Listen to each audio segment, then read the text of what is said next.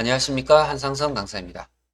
이번 차시에는 FAT 2급 모의고사 비대면 시험으로 진행되는 유형 중에서요, 모의고사 1회 문제를 실제 이 프로그램 설치 등과 함께 값도 입력을 하는, 결과값도 입력하고 하는 형태까지 한번 어, 실전처럼 연습을 좀 하려고 하고요.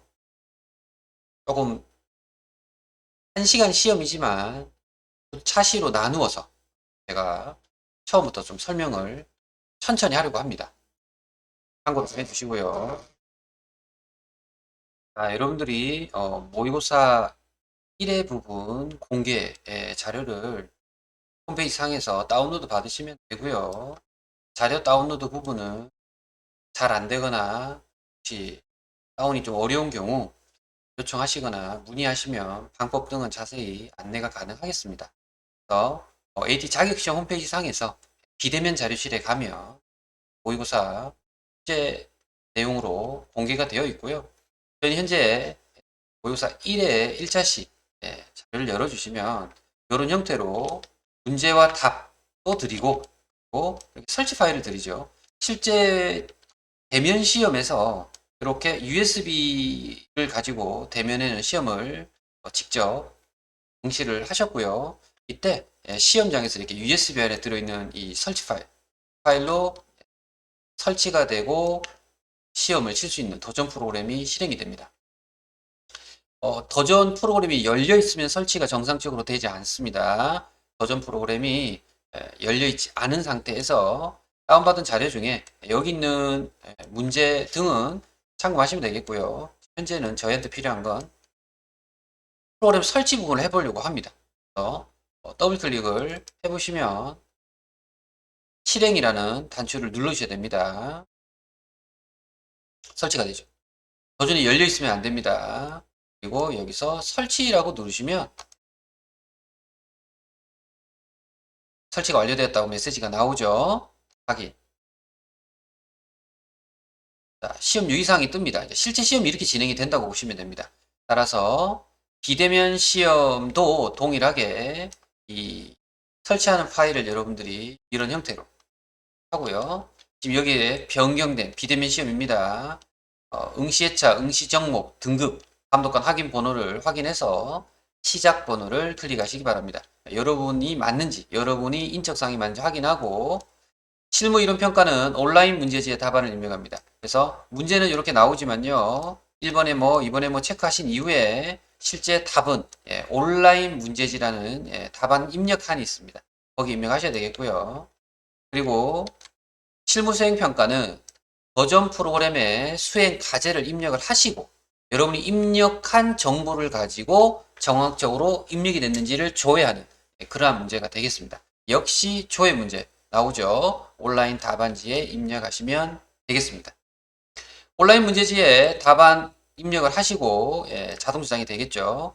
테스트 종료 후에는 답안 수정이 불가하다는 거 참고를 좀 부탁드리고요. 시험 중에 버전 프로그램을 재설치를 한다. 조금 전에 저희가 설치를 해서 왔는데요. 이 파일로 재설치를 하는 경우 지금 기존에 입력됐던 자료는 모두 다 삭제가 되기 때문에 1회 설치 이후에는 시험이 끝날 때까지 재설치는 하시면 안 되겠습니다. 그리고 시험 중에 문제가 있는 경우 감독관 채팅이 있어요. 감독관 채팅에 의해서 감독관에게 도움을 요청하시면 되고 추가 시간이 필요한 경우 감독관과 협의하셔서 이어받으실 수 있도록 협의가 되셔야 될 것 같습니다. 자, 모두 확인했다는 게 확인이 되시면 확인 누르시면 되겠죠. 이렇게 나타납니다. 이제 설치하는 장은. 자, 이때 감독관 확인 번호가 있는데요. 감독관 확인 번호는 FAT 이금은 AB4로 되어 있어요. AB4. 소문자인데요, 지금. 시작을 눌렀을 때 대문자로 변경이 되면서 되죠. 소문자로 입력하시더라도 대문자로 원래 AB4인데요. 대문자로 전환이 되면서 입력이 되고 있고요. 실제 시험용 화면입니다. 기존 화면하고 다르죠. 여기서 시험용 화면은 이제 프로그램만 이렇게 되어 있고요. 앞서 공지된 내용처럼 온라인 답안지 칸이 별도로 있죠. 여기는 지금 현재 없죠, 그죠? 기존 대면 시험하고 달리 여기는 없어서 온라인상에 답안 칸이 있습니다. 입력하는 거 시험 전체적인 절차상의 내용으로 한 번 더 확인 부탁드리고 온라인 답안지 쪽에 입력을 해 주셔야 되겠습니다. 지금 현재 비대면처럼 대면처럼 지금 비대면이잖아요. 대면처럼 답안 작성 버튼이 있고 버튼을 이용해서 저장하는 것은 나타나고 있지 않고 온라인 답안지가 따로 있다는 거 거기에 입력하시면 되겠습니다. 참고를 좀 해주시고 문제를 풀어보도록 하겠습니다. 자, 그래서 프로그램 설치까지 이제 다 됐고요. 프로그램 설치하셨죠. 자, 그리고 문제는 이제 풀으시고 푼 이후에 이론의 경우 온라인 답안지에, 실기의 경우 실기에 줘야 되는 내용을 또 온라인 답안지에, 그리고 분계나 또 관련된 전표 수정 관련된 다양한 문제들은 실기 부분은 프로그램 상에서 여러분들이 작업을 하셔야 되겠습니다. 자, 일단 보겠습니다. 자, 이론 1번입니다. 다음 중 회계 기본 개념에 대한 설명으로 옳지 않은 것은. 자, 기업의 외부 이해관계자는 주주와 채권자뿐이다. 뭔지 좀 이상하다는 느낌이 좀 있죠. 재무제표 작성과 표시의 책임은 경영자에게 있다. 회계는 회계정보 이용자가 합리적 의사결정을 할 수 있도록 경제적 정보를 식별, 측정, 전달하는 정보 시스템이다. 회계는 정보 이용자들에게 경제적 자원의 배분과 관련된 의사결정을 하는데 도움이 되는 유용한 정보를 제공한다. 자, 여러분이 생각하는 번호는 몇 번인가요? 1번 같죠? 예. 주주와 채권자뿐이다 라고 하면 안 되겠죠. 그죠? 이해관계자는 훨씬 더 많이 있겠죠. 따라서 1번이 옳지 않은 것으로 체크해 두시면 되겠습니다. 2번입니다. 다음 자료를 토대로 매출 원가를 계산하면 얼마인가? 자, 매출 원가는 공식이 필요합니다. 어떻게 공식이 필요하냐면요.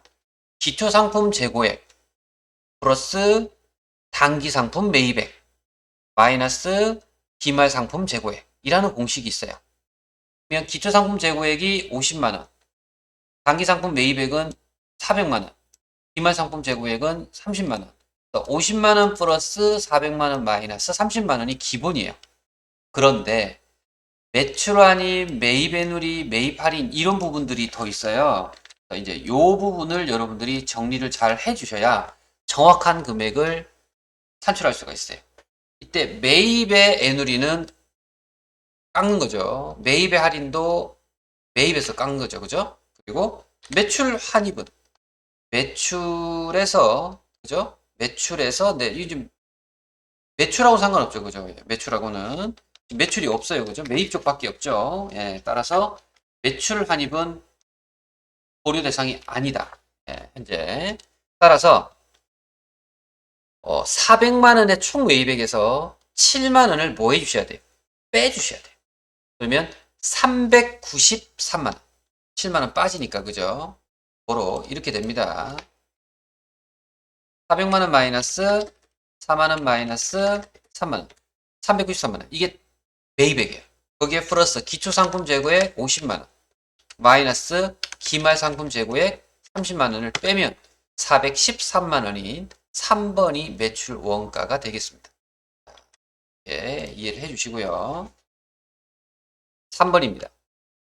재무제표 기본 요소에 대한 설명으로 옳지 않은 것은 재무제표는 자산이죠. 그리고 부채고 자본입니다. 그 중에 자산은 현재 기업 실체에 의해 통제 가능해야 되겠죠. 이 말은 아닙니다. 자산은 미래의 경제적 효익을 창출할 것으로 기대되는 자원이죠. 가능합니다. 부채는 미래 자원의 유입이 예상된다. 부채는 빚이지 않습니까?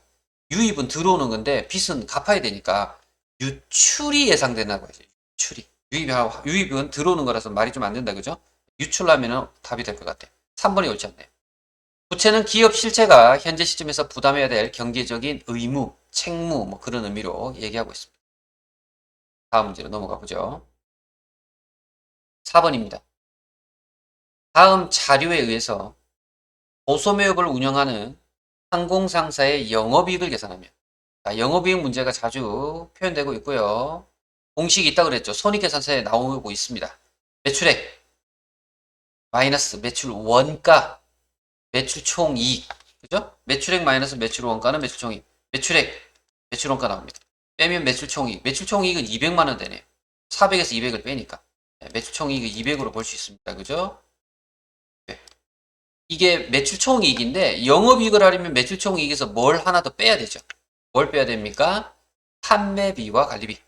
판매비와 관리비는 급여, 생가원가, 비료급여 생가원가, 예, 임차료가 나고 기부금은 안 되죠. 기부금 안 돼요. 비료급여 생가원가, 급여 생가원가, 그죠? 예외사항들이 있습니다. 안 되는 예외사항들이 있어요. 예외사항 부분은 정확히 숙지를 해줄 필요성이 있습니다. 자, 따라서 50만원, 70만원, 15만원, 85만원, 200만원 중에 85만원이 지금 제외가 됩니다. 그죠? 예, 그러면은 200만원 마이너스 85 빼면 115만원이 나오네. 그죠? 답은 1번입니다. 이렇게 영업이익을 계산할 수 있는지 보겠다는 문제입니다. 항상 계산하는 문제 공식은 좀 어렵습니다. 기억을 해주시고 판매비와 관리비의 종류 숙지하셔야 됩니다. 비료, 급여, 생가공가, 수수료 비용도 있긴 합니다. 그리고 예외적인 있죠. 그러니까 비료, 급여로 끝난다고 다 되는 게 아니잖아요. 비로 끝나고 료로 끝나고 하지만 뭐 개발비 이런 거 안 돼요. 개발비는 무형자산이라 안 되고 수수료 같은 경우도 수수료 비용 원래 지급 수수료라서 료만 외우셔도 가능했으나 지금은 수수료 비용 이렇게 나오는 경우 용자로 끝나는 것 중에 수수료 비용은 또 판매비와 관리비다. 이런 부분들도 함께 좀 숙지하시면 좋겠고요. 임대료는 임차료는 비용이에요. 임대료는 수익이기 때문에 또 비용이 아닙니다. 그래서 그런 예외 사항들이 몇 가지가 있고요. 대손삼각 비는 가능하나 기타의 대손삼각 비는 안 되죠. 또 비로 끊는 거. 기타의 대손삼각 비는 또 영업 외 비용이라 안 돼요. 그냥 대손삼각 비는 가능하고 그런 예외적 배정들이 몇 가지 있어서 그 부분도 좀 같이 숙지해 주시면 좋을 것 같아요. 그 부분 때문에 좀 설명을 좀 해드렸습니다. 5번으로 넘어갑니다. 회계상 거래에 해당하지 않는 것. 거래가 안 되는 것들은 계약하다, 약속하다, 채용하다, 주문하다, 담보 제공하다 뭐 이런 부분들은 주로 안 되죠. 거래에 해당하지 않는 것은 2번처럼 보이죠. 근로계약 체결하다 라는 것이 답이 되겠습니다. 그 외에는 이자 발생하고 근로계약 체결하고 외상 판매한 것은 다 가능하다고 보시면 되겠네요. 6번입니다. 다음 자료에 의해 항공의 유형자산 처분 손익을 계산하면 얼마인가요? 정액법, 뭐를 상각해야 한다 라고 되어 있고요. 자, 조금은 신경을 쓰셔야 됩니다. 이 문제도 1월 1일 날 구입을 했어요. 그럼 1월 1일부터 감가상각이 되는 거죠. 그러면 1월 1일부터 1년 20년도잖아요. 21년도에 1년 2년간의 가치가 떨어지고 그죠? 그리고 22년도 6월 달에 처분하면 22년도 6월까지 6개월 총 2.5죠. 2년 6개월. 그죠? 2년은 전체지만 6개월은 반이잖아요. 2.5만큼의 뭐가 필요해요? 감가상각된 금액이 필요합니다. 그만큼의 가치가 떨어져야 돼요. 그러면 1년에 100만 원이라면 100만 원, 100만 원, 50만 원 이렇게 된다는 의미죠, 지금. 자, 1000만 원에 5년 잔존 가치가 없어요. 0이에요. 그러면 1000만 원 빼기 0원 나누기 5년. 1년에 얼마입니까? 200만 원이네요. 200만 원을 5번 5년간 떨어뜨리면 1000만 원이 되죠. 매년 200만 원씩 가치가 떨어지는 거예요. 근데 앞서 말씀드렸듯이 2년간 9번 떨어뜨렸겠죠. 얼마예요? 200만 원. 200만 원. 그래서 합이 400만 원의 가치가 떨어져 있고 그리고 당월분에 6월까지 그러니까 당의 처분일까지 6월까지 하면 얼마가 됩니까? 100만 원이죠. 100만 원. 100만 원이 더 플러스가 되는 거죠. 그죠? 그럼 500만 원의 가치가 떨어져 있고 500만 원의 가치가 떨어져 있고 1000만 원의 기계가 500만 원의 가치가 떨어졌으면 500만 원의 가치가 있는 거예요, 지금. 맞죠? 500만 원의 가치가 있는데 어떻게 되고 있습니까? 400에 처분해요. 500의 가치가 있는데 400에 처분을 하면 100만 원을 우리가 덜 받게 되죠. 유형자산 처분 손실이 생기게 돼요. 이렇게 이해하시면 되겠죠. 그래서 감가상각을 정확하게 할 수 있어야 됩니다. 그걸 염두에 두시면 되겠습니다.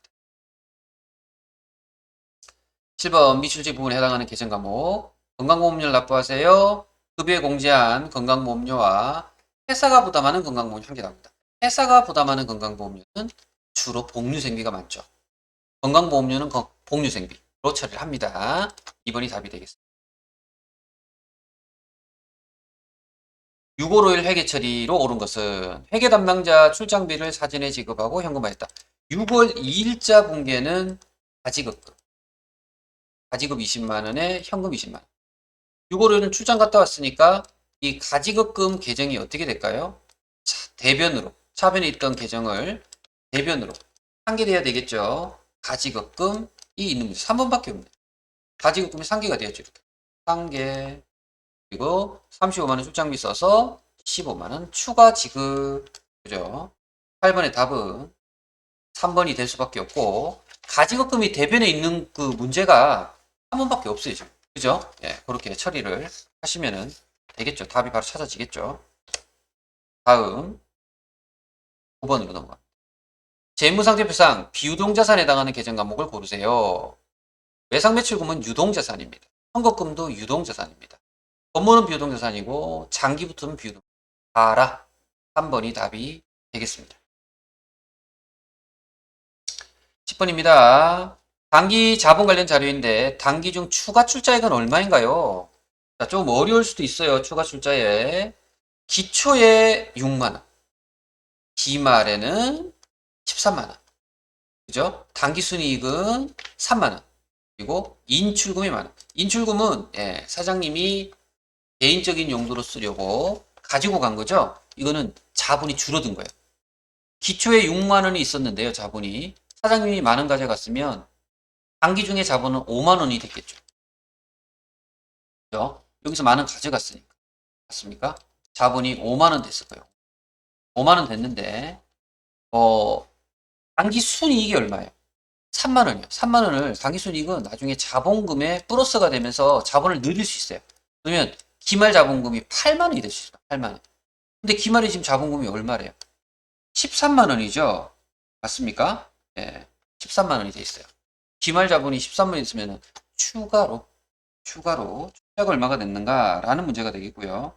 자, 이때 이렇게 계산해서 갖다 붙이면 7만 원 갖다 보여요. 그죠? 7만 원이 지금 되면 인출금 때문에 자, 그래서 공식을 하나 드리면 이렇습니다. 기말 자본 마이너스 기초 자본은 뭐가 됩니까? 당기순이익이라는 공식이 있어요.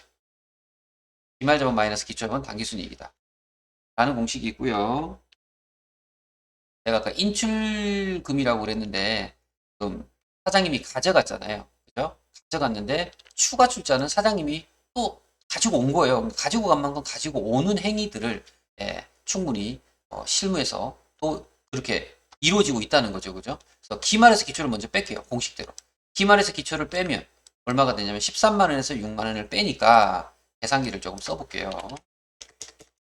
13만 원 마이너스 6만 원. 그죠? 잘못 들어갔나 봐요. 31원. 6만 원. 자, 7만 원. 그죠? 예, 이게 당기순이익이 7만 원이 돼야 돼요. 7만 원이 돼야 되는데, 지금 현재 3만 원 우리가 또 이익본고 있잖아요. 이익본고만큼 빼줘야죠. 그죠?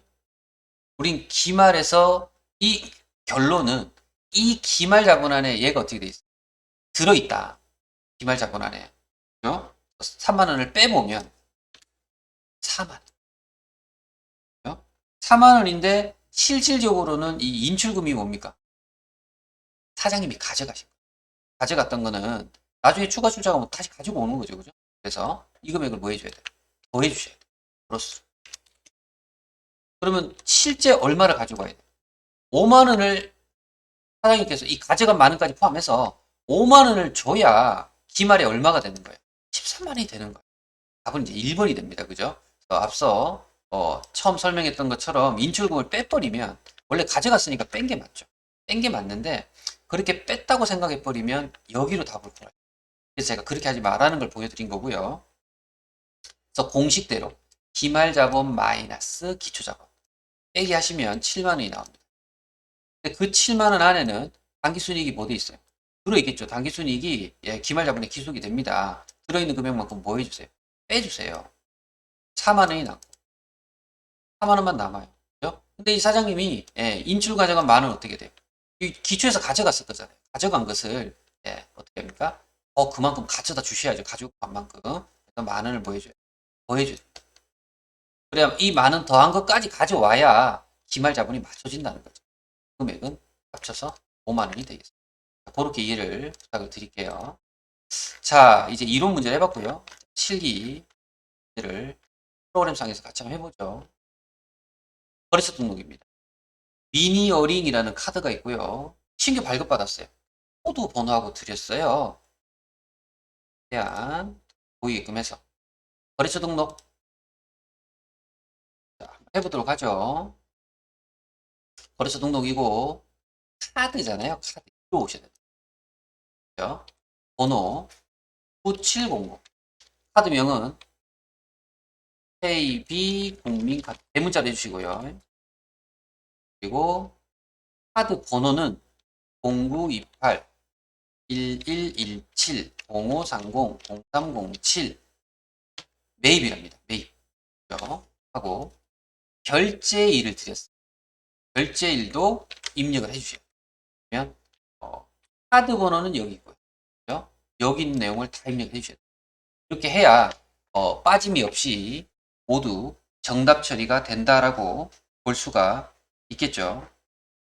하실 수 있겠죠. 있는 내용을 다 입력해 주시면 돼요. 2번입니다. 네요 밑에다고 예수금 명세서인데요. 예수금 명세서 거래처별 초기 이월로 되어 있어요. 전기에서 단기로 넘어온 거죠. 이때 예수금이라고 되어 있었죠. 예수금. 예수금. 차익이 이만큼 있습니다. 그 차익을 이렇게 입력해서 없애겠습니다. 예수금의 우측 칸에 넣어서 이 차익을 0 만들어주시면 되죠. 자, 이때 그냥 입력이 안 돼요. 역삼 안 되죠. F2키가 필요합니다. F2 역삼 F2키를 모르시면은 해결할 수 없습니다. 250 F2 강남 강남구청 25 F2 국민연금공단 F 이거 안 눌러줬어요. 국민연금공단 450 F2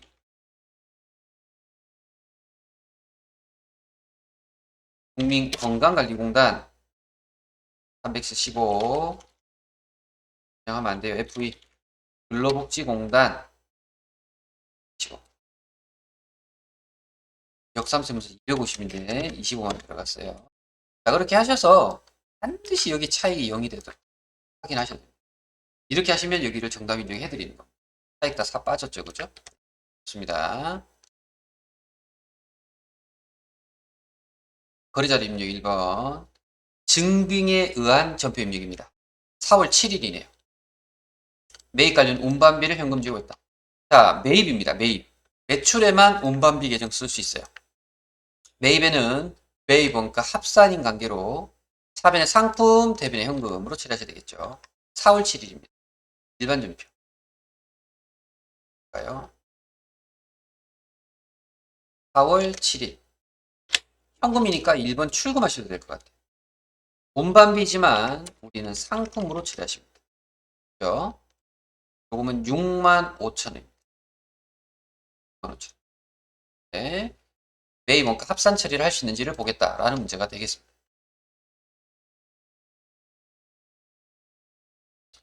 이번 증빙에 의한 전표 입력 모바일 티켓 미나리라는 뭐 CGV 영화관이 있네요.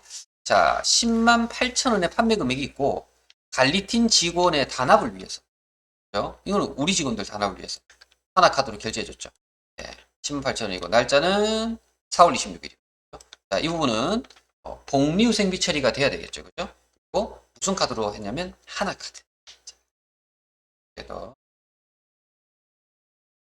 4월 26일 사업위원회 복리 800번대 복리 금액은 11만 10만 8천 10만 8천. 대변에는 미지급금 하나카드였죠. 하나카드 10만 8천 이렇게 해주시면 되겠네요. 공개가 잘 돼야 됩니다. 그래서 그죠. 3번 기타 거래 4월 급여 명세서 이제 이걸 좀 읽어봐야 되겠죠. 보통 예금도 있고요. 이 자료를 좀 봐야 돼서 일단 재경팀 직원 유연정 4월분 급여 제수당 농협은행 보통연계좌에서 이체하였다.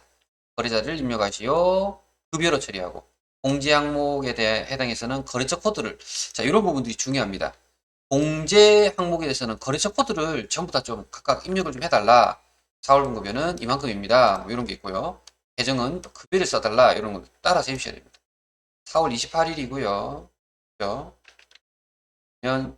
4월 28일 날 급여 295만 원. 공제 예수금은 보통예금이죠. 지급총액 보통예금 농협은행 아니네. 농협은행 맞죠? 예. 4월 28일로 이 내역을 보고 입력해 보죠. 4월 28일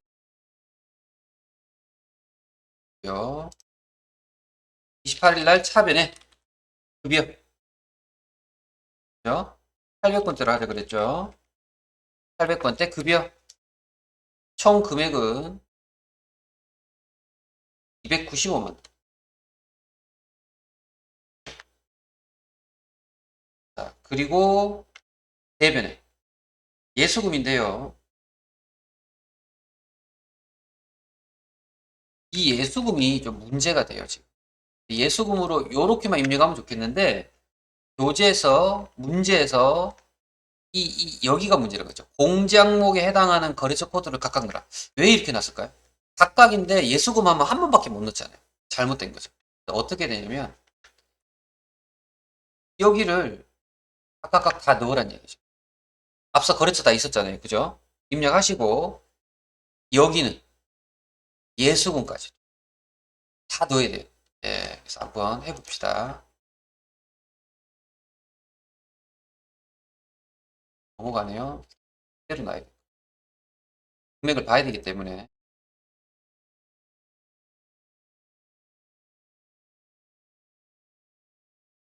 4월 지급일이 4월 20일이네요. 28일로 이체돼 있던데 지급일자 날짜가 좀 다릅니다. 그죠? 지급일이 오타가 난 것 같아요. 거래일이 28일에 지급이 됐잖아요. 그죠? 28일이 맞는 것 같아요. 지급일은 오타인 것 같아요. 참고만 좀 할게요. 거기는 여기까지 저희가 봐야 되죠. 지금 대변의 예수금으로 거래처를 넣으면서 어떻게 연금 105750 같은 대변이고 같은 예수금에 엔터셔도 되죠. 건강 8060 엔터 치시고 장기형 보험료 있네요. 장기형 보험도 건강보험이죠. 금액을 합치셔야 되겠네요. 금액을 80600-9280 8988 8988 으로 하고요. 그리고 는 고용은 근로복지공단이었죠. 제가 18800 그리고 예수금 소득세와 지방소득세가 있어요. 소득세는 세무서죠. 세무서 5875 그리고 지방소득세는 지방은 아마 무슨 역삼이면 강남인가요? 강남구청쯤 되겠네요. 강남에 있으니까 875 이렇게 요 부분을 잘 모르시면 회사 등록에 가시면 우리 회사에 대한 이 코드 등을 알려줍니다. 여기 나오죠. 강남구청 역삼세무서 여기를 보셔야 돼요. 저는 이제 주소지를 유추해서 바로 풀어봤습니다. 자, 그리고 대변에 보통예금에서 나갔어요. 어디였죠? 농협. 농협은행 보통. 2670959. 맞죠? 267 금액이. 이렇게 이제 분기가 됩니다. 그래서 이 문제가 어려운 이유는 대변을 좀 각각해달라. 여기서 지금 여러분 신경을 써야 된다라는 얘기예요. 실제 이런 문제가 출제가 되고 있어서 부분을 좀 잘, 수행 과제를 좀 잘 연습해 줄 필요성이 있겠습니다. 이 부분이 여러분들이 안 된다면 제가 볼 적에는 틀리는 거죠. 그죠? 예, 그래서 입력이 상당히 길지만 우리 또 앞서 문제에서 거래처에 대한 등록이 있었잖아요. 그죠? 예, 예수금 명세서가 있었잖아요. 여기서 이미 거래처 등록은 다 돼 있는데 왜 이렇게 따로따로 예수금이라는 명세서를 만들었을까요? 따로 있다는 얘기지, 이 금액만큼. 예, 그렇기 때문에 우리 이 기업은 예수금을 별도로 관리하고 있다라는 것을 알려드리기 위해서 예, 문제까지 한 번 더 공개로 제시됐다라고 보시면 되겠습니다. 자, 4번 통장사본 거래는 농협은행 거래 내역, 세종빌딩과 임차계약을 체결, 보증금을 농협은행 계좌로 이체하였다. 자, 찾은 거는 우리가 지급한 거예요. 그죠? 세종빌딩에 우리가 빌린 거죠. 그럼 보증금이 임차 보증금도 있고 임대 보증금. 빌리면 뭡니까? 임차 보증금. 임차 보증금의 농협은행이 되셔야 됩니다. 4월 30일. 차변에는 임차 보증금. 어디다가 지급했냐면 세종빌딩 5천만. 대변의 보통 예금인데요. 농협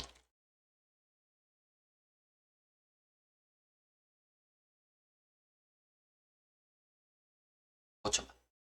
이렇게 해서 그리고 보증금 관련해 거래처 코드를 입력하라고 되어 있죠. 코드까지. 자산으로 입력하는 것이 맞습니다. 이렇게 4월까지 입력이 됐고요. 5번부터는 5월인데요.